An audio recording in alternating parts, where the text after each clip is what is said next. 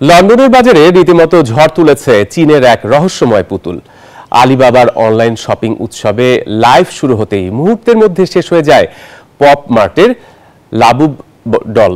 চীনের এই অসাধারণ খেলনাটি এখন হয়ে উঠেছে ব্রিটিশদের নতুন ফ্যাশন ক্রেজ, যার পেছনের গল্প অবাক করবে সবাইকেই।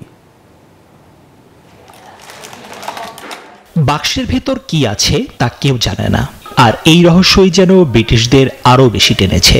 পপ মার্টের বিখ্যাত লাবুবু ডল কেনার জন্য লাইভ স্ট্রিমে রীতিমতো কারাকারি লেগে যায়। এক একটি পুতুল যেন সোনার হরিণ।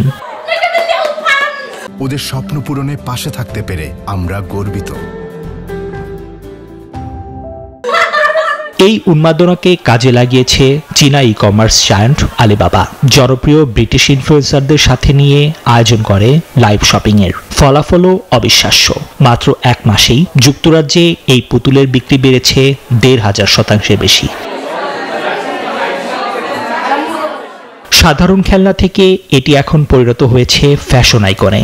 তরুণ তরুণীরা ব্যাগের সাথে ঝুলিয়ে ঘুরছেন এই পুতুল। চীনের এই লাইভ স্ট্রিমিং এর ব্যবসায়িক মডেল এখন এতটাই জনপ্রিয় যে বিশ্বের বড় বড় ব্র্যান্ডগুলোও হাঁটছে একই পথেই। নিবিড় আমিন, নিউজ 24।